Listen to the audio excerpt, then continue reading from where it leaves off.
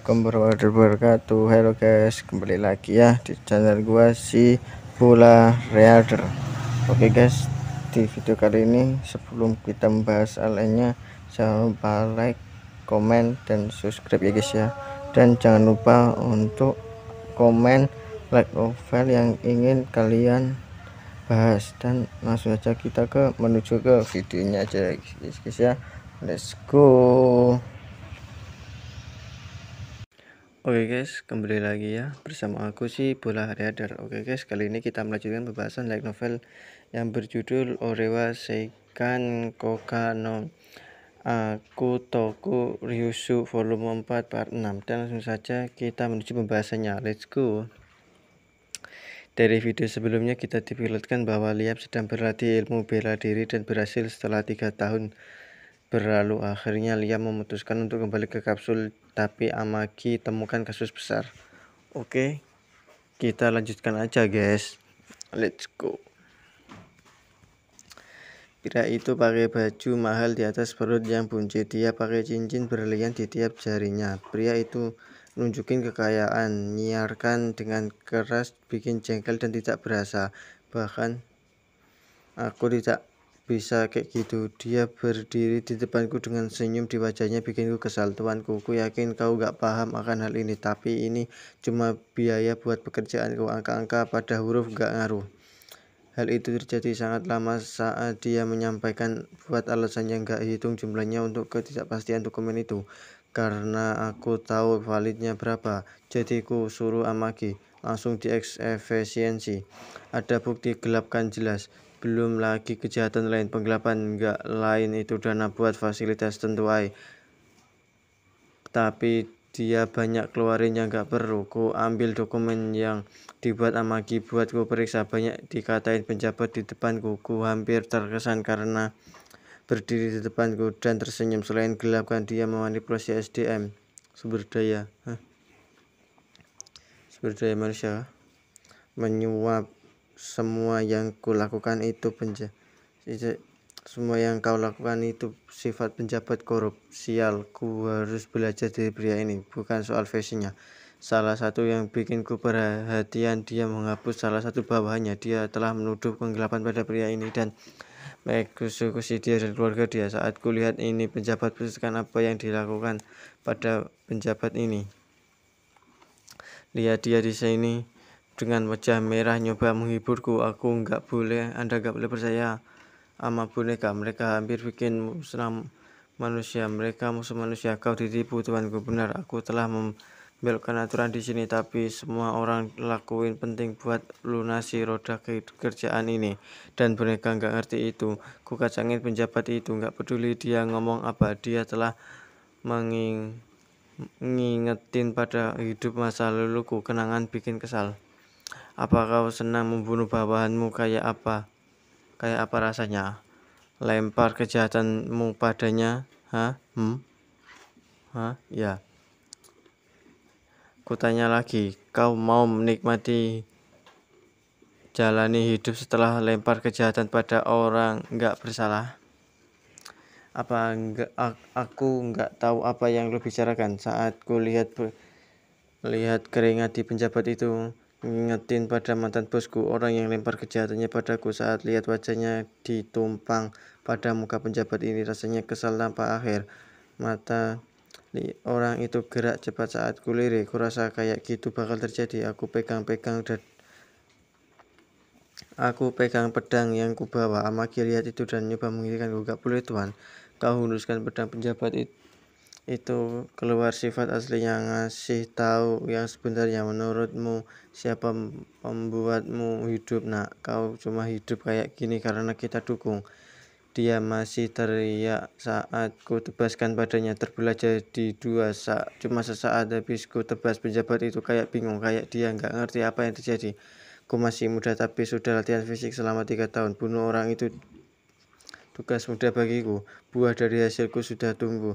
Darah penjabat itu nyembur mengotori tempatku, buatku makin gelisah. Ku rasa bahwa ku harusnya nggak manggil di sini. Tutup mulutmu, Amagi.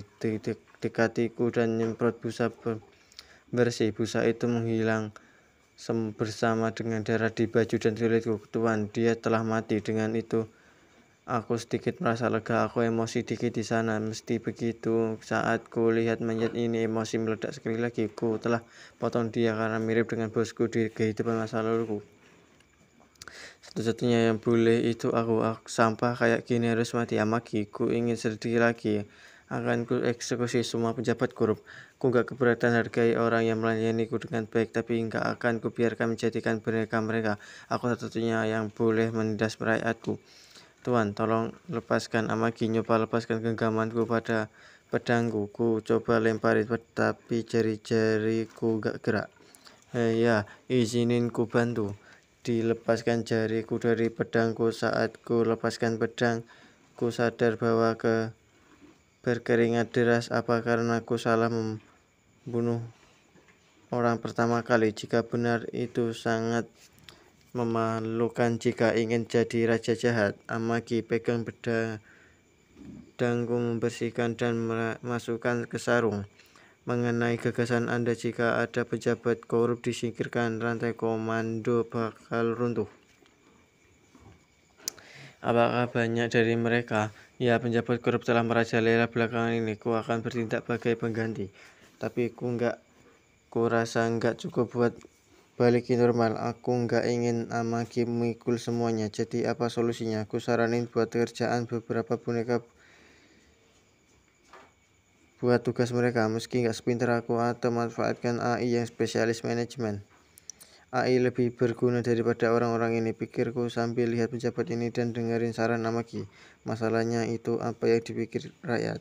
Kayak yang dikatain Brian waktu padaku, pakai AI berlebihan dibenci kekaisaran. Tapi nggak ada hubungannya denganku. Jadi kenapa aku khawatir lagian aku bakal jadi raja jahat? Ku gak peduli apa yang rakyat pikirkan, tapi setidaknya ku jaga fisikku hanya pakai AI bersama manusia. Berapa yang kita butuhkan? Amaki jawab, minimal 30 unit buat masa rumah itu masih butuh dikelola. Unit untuk yang berspesialis bakal ngatur sama unit cadangan dah bagus. Kebanyakan orang di dunia ini nganggep AI berontak padamu, tapi jadi nggak ada yang percaya. Untuk itu ku bertanya, jadi manusia akan berontak juga? Nggak, manusia kurang dipercaya. Ku pergi dengan proposal. Amaki, tangani itu. Kau yakin guru itu pengaruh posisimu? Ku gak peduli, ku percayamu lebih dari mereka. Ku beri isyarat pada pejabat yang diam itu. Ku akan buat peraturan. Ku nyipitkan mata dan berkata dengan suara pelan, aku gak butuh siapapun yang menantangku. Di dalam bar keluarga Benfield, pada ribut soal pejabat korup disingkirkan. Tiap dari mereka yang telah diuntungkan dari posisi mereka telah dihukum karena kejahatan dan lain. Hei kau, apa kau dengar Tuan habis bunuh pejabat korup sendirian? Itu bohong, anak itu 10 kan, umur 10 tahun kan. Itu benar, aku dengar dari teman yang kerja di sana di pemerintahan. Temanmu bukan pejabat kan? Enggak, dia cuma bersihin tempat itu. Sejak dia ambil alih, pajak dipakai buat rawat fasilitas di wilayahnya. Pasukan dikurangi, jadi banyak pasukan yang dipulangkan, dilatih pekerjaan baru. Rumor berkata kalau mereka mengurangi jumlah armada kapal dari 30 menjadi 10. Sambil mencatat dirinya bahwa akhir-akhir ini dia dapat banyak pelanggan dari biasanya. Barista ngobrol dengan donatur dia yang baca koran digital. Artikel itu ada Liam di dalamnya. Kau baca ini, mereka sudah dari belajar 3 tahun jadi 6 tahun. Mereka ubah dari belajar 3 tahun jadi 6 tahun. Ya, jawab barista dengan kasih minumanku. Dengar mereka juga ngebut bangun sekolah. Seseorang pelanggan di bidang konstruksi menertawai mereka yang sibuk. Bisnis sedang laris ya, alangkah baik jika kemakmuran itu menghampiriku. Orang bakal pesan miras lebih mahal dari biasanya, tapi Tuan baru kita ini sungguh sesuatu kan, baru usia 10 tahun. Barista naruh tangan di pinggang sulit percaya. 5 tahun lalu ku gak yang bakal terjadi. Saat habiskan minumannya, pelanggan itu natap gelas kosong. Semoga kabar baik datang. Barista ngangguk sangat setuju. Di rumah baru Brian tarain ini maid baru. Semua staf dipilih bukan karena fisik mereka, tapi juga karena skill dan karakter mereka. Liam habis pecat semua yang gak ada skill selain dari fisik mereka. Dengan anak-anak muda yang serius dan kerja keras di depannya, Brian merasa terharu. Kami akhirnya punya staf yang ngelakuin kerja dengan serius. Namun ada staf yang gak agak takut. Liam baru bersihin penjabat korup dan rombak politik besar-besaran. Segala rumor soal dia beredar di wilayah kekuasaannya. Salah satu, jika dia marah bakal bunuh pelayan yang tidak disukai. Brian nyoba hilangin takut pada karyawan baru. Ku tahu kau gugup, tapi Master Liam manfaatkan mereka yang anggap serius kerja mereka. Gak usah takut padanya. Seorang maid dengan malu mengangkat tangan. Ya, apa Master Liam butuh shift malam? Di dunia ini umum bagi tuan rumah campur tangan pada pekerjanya.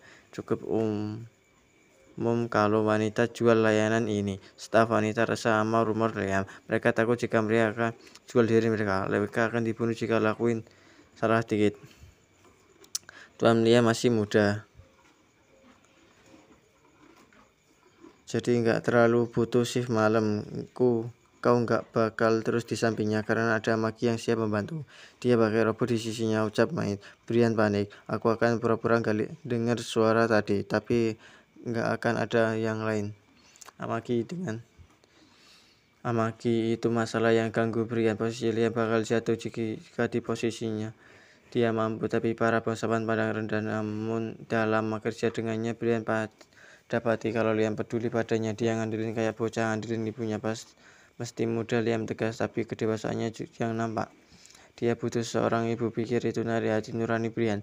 Tuan itu bijaksana. Dia harus tahu kalau ditinggalkan Tuan Cliff dan Nyonya Darcy. Kenapa nggak hati-hati berseharinya? Brian nggak maksa diri buat nemuin salah di bocah itu. Liam cuma memenuhi kewajiban yang membenahi jadi Tuan Amagi yang selalu dia andalkan. Amagi sayang banget Tuan Liam. Akan kusaranin buat bersikap rendah padanya jika Tuan Liam tahu hal ini. Aku nggak bisa selamatin Anda dari murkanya. Meski muda, Liam ditakuti oleh penguasa di sini.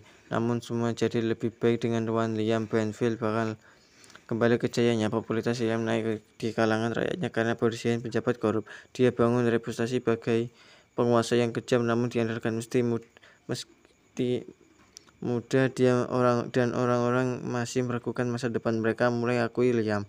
Brian percaya padanya dan dia sekali lagi keteguhan setianya pada Tuan Liam di hatinya. Astagfirullahaladzim. Oke guys, itu dia untuk pembahasan kali ini dan sampai jumpa di video selanjutnya. Bye bye.